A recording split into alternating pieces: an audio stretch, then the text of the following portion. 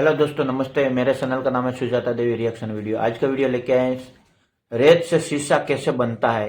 अजब का खेल है ना। देखते हैं इस वीडियो में कैसे शीशा बनता है रेत से। ठीक है, करते हैं वीडियो चालू। दोस्तों, अपनी स्क्रीन पर ये कांच देख रहे हैं। असल में इसे रेत से तैयार किया गया है। क्या बात है। सुनने में थोड़ा रेत अजीब से? लग रहा होगा, है ना? लेकिन हर दिन दुनिया भर में 1 लाख टन से ज्यादा कांच रेत से ही तैयार किया जाता है और बात है अकेले भाई। भारत में ही हर साल लाखों टन कांच का उत्पादन होता है। इस भारी डिमांड को पूरा करने के लिए हर दिन हजारों टन रेत को प्रोसेस करना पड़ता है। लेकिन क्या आपने कभी सोचा है कि ये बारीक पाउडर दुनिया के सबसे ज्यादा इस्तेमाल होने वाले ठोस मटेरियल में कैसे बदल जाता है? हाँ, सही आज बात की है। वीडियो में हम देखेंगे कि रेत को पिघलाकर कांच कैसे बनाया जाता है। इसलिए वीडियो को अंत तक देखते रहें। जरूर देखें। दोस्तों, माना जाता है कि कांच की खोज गलती से पुराने जमाने के लोगों ने की थी, जब उन्होंने सिलिका वाली रेत को लकड़ी की राख से गर्म किया, जिसमें सोडियम कार्बोनेट होता है। इस मिक्सचर से एक ऐसा पदार्थ बना जो ठंडा होने पर कांच जैसा बन जाता है। क्या बात है भाई। कांच की पहली चीजें प्राचीन मिस्र और मेसोपोटामिया में लगभग 3000 ईसा पूर्व बनाई गई थी। वे छोटी छोटी चीजें थी, जैसे मोती, ताबीज और बर्तन, जो आमतौर पर रंगीन या धुंधले होते थे।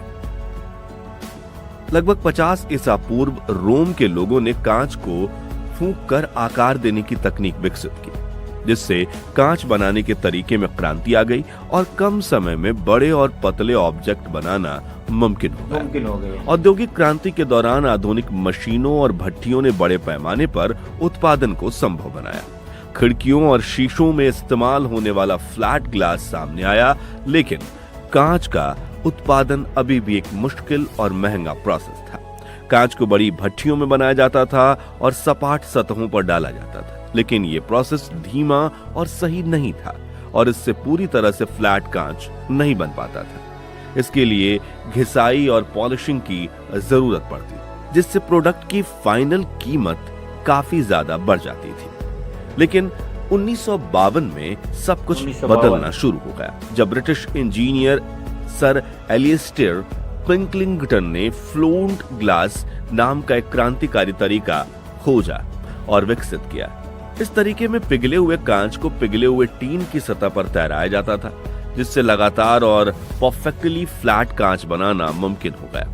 इस नई खोज की बदौलत बड़े पैमाने पर और कम लागत में पूरी तरह से चिकना और पारदर्शी कांच बनाना संभव हुआ। Raw material and process. कांच बनाने के लिए जरूरी है कच्चा माल, सिलिका रेत, सोडियम कार्बोनेट और चूना पत्थर। इससे रिसाइकल किए गए कांच के टुकड़े भी इसमें मिलाए जाते हैं। इस सूखे मिश्रण को बैच कहा जाता है। सिलिका रेत एक अलग किस्म की रेत होती है। ये रेत ज्यादातर नदी के किनारे रेत के टीले और चट्टानों में से निकलती है। इसलिए इस रेत को निकालने के बाद इसे अच्छी तरह से धोया और छाना जाता है, ताकि इसमें से गंदगी निकल जाए और एक साफ और एक जैसा मटेरियल मिले। धुली हुई रेत और दूसरे कच्चे माल को कांच की फैक्ट्रियों में भेजा जाता है। सबसे बड़ी फैक्ट्रियों में हर हफ्ते 5000 टन तक सिलिका रेत आती है और इन चीजों को बड़े बड़े साइलों में स्टोर किया जाता है और जरूरत के हिसाब से प्रोडक्शन लाइन पर भेजा जाता है। क्या बात है रेत भाई। को मिलाना और पिघलाना। भट्टी में डालने से पहले सभी चीजों को ध्यान से माप कर मिलाया जाता है। रेत को मिलाना, कांच बनाने की प्रक्रिया में हर चीज का एक खास काम होता है। रेत जो मिश्रण का 60% हिस्सा होती है, उसे सोडियम कार्बोनेट और चूना पत्थर के साथ मिलाया जाता है। ये चीजें सिलिका रेत की बनावट को बदल देती हैं, जिससे उसका पिघलने का तापमान कम हो जाता है और मिश्रण आसानी से पिघल जाता है। सोडियम कार्बोनेट सिलिका का पिघलने का तापमान कम करता है, जबकि चूना पत्थर कांच की मजबूती बढ़ाने के लिए इस्तेमाल होता है। एक और जरूरी चीज है रिसाइकल किया हुआ कांच। ये ऊर्जा की खपत को कम करने में मदद करता है, क्योंकि ये कच्चे माल की तुलना में जल्दी पिघलता है। साथ ही यह पर्यावरण पर असर कम करता है और भट्टी की क्षमता को भी बेहतर बनाता है। कुछ और एडिटिव्स इसमें ऐड किए जाते हैं, जैसे आयरन ऑक्साइड और कोबाल्ट। कांच में नीला रंग देने के लिए ये डाले जाते हैं, जो कुछ खास तरह के कांच में दिखाई देता है। यह मिश्रण तैयार होने के बाद इसे लगातार पिघलाने वाली भट्टी में डाला जाता है, जहां यह पिघलकर तरल कांच में बदल जाएगा। या बड़ी भट्टी जो बहुत ज्यादा तापमान झेलने वाली ईंटों से बनी होती है 10 से 15 साल तक बिना रुके 24 घंटे चल सकती है। मिश्रण एक तरफ से अंदर जाता है और धीरे धीरे गर्म होता है जब तक कि ये 1500 से 1600 डिग्री सेल्सियस के तापमान तक नहीं पहुंच जाता। भट्टी के अंदर गर्म करने के लिए आमतौर पर नेचुरल गैस का इस्तेमाल किया जाता है। सभी चीजें पिघल जाती हैं, गैसें निकलती हैं और एक जैसा तरल पदार्थ बन जाता है। ये तरल कांच फिर एक और गर्म हिस्से से गुजरता है ताकि बुलबुले और गंदगी खत्म हो जाए।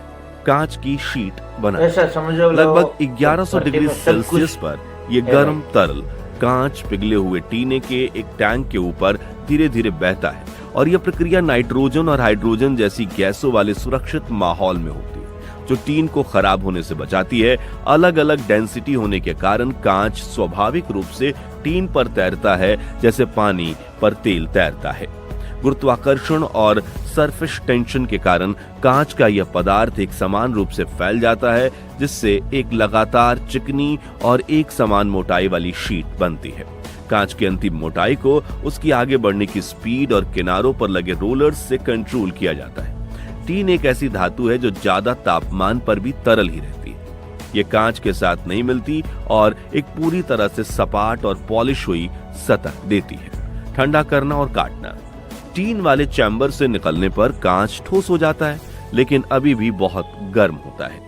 फिर ये खास सुरंगों में जाता है जिसे लेयर कहते हैं जहां इसे धीरे धीरे कंट्रोल में रखकर ठंडा किया जाता है। इस प्रोसेस को एनीलिंग कहते हैं।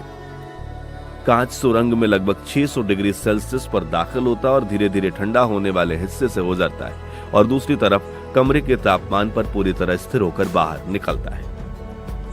ठंडा कांच कन्वेयर बेल्ट पर आगे बढ़ता है ताकि उसे मनचाहे आकार में काटा जा सके। कटाई ऑटोमेटिक मशीनों द्वारा की जाती है जिसमें इंडस्ट्रियल डायमंड की नोक लगी रहती है।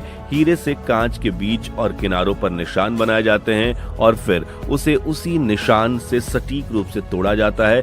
शीट्स को स्टैंडर्ड या कस्टमाइज साइज में काटा जाता है। पूरे प्रोसेस की निगरानी एक कंट्रोल रूम में की जाती है जहां भट्टी का तापमान, कांच की क्वालिटी, लाइन की स्पीड और प्रोडक्शन के हर कदम पर रियल टाइम में नजर रखी जाती है। इनमें काम में कुशलता, सुरक्षा और क्वालिटी का उच्च स्तर बना रहता है। जिन कांच में कोई कमी होती है उन्हें रिजेक्ट कर दिया जाता है और पीसा जाता है और रिसाइकल किए गए कांच के रूप में प्रोडक्शन लाइन में शुरुआत में भेज दिया जाता है।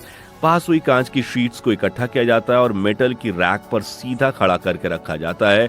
उन्हें ऐसे मटेरियल से अलग किया जाता है जो उन पर खरोच या टूटने की मुश्किल पैदा कर सकते हैं और फिर वे बाजार में भेजने के लिए तैयार हो जाती हैं। हाथ से कांच बनाना। हाथ से कांच बनाने के तरीके में प्रोडक्शन के सभी स्टेप्स को जितना हो सके मैनुअल तरीके से किया जाता है।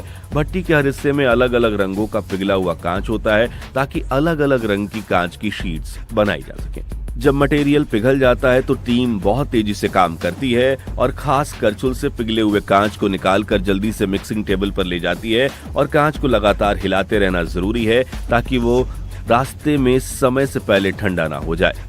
मिक्स कलर की चीजें बनाने के लिए 5 अलग अलग रंगों के कांच को मिलाया जाता है, लेकिन कांच को खींचकर शीट्स बनाने से पहले कारीगर एक खास तरह के कांटे का इस्तेमाल करते हैं और इस गर्म पदार्थ को इसमें मिलाते हैं। इसके तुरंत बाद पिघले हुए कांच को एक रोलर मशीन पर डाला जाता है जो इसे दबाकर चपटा करके एक समान बना देती है। रोलर्स के बीच दूरी ही कांच की शीट की मोटाई तय करती है। शीट बनने के बाद ये एनीलिंग भट्टी में जाती है जहां धीरे धीरे ठंडा किया जाता है ताकि कांच कटाई के दौरान आसानी से टूट जाए, चटके नहीं। कटाई भी हाथ से की जाती है जिसमें डायमंड या टंगस्टन कार्बाइड की नोक वाले कटर का इस्तेमाल होता है और इस तरह दुनिया में हर दिन 1 लाख टन से ज्यादा कांच बनाया जाता है। अगर आपको ये वीडियो पसंद आया तो इसे लाइक और अपने दोस्तों के साथ शेयर करें। कमेंट में बताएं कि आप हमें कहां से देख रहे हैं और आपको ये वीडियो कैसा लगा।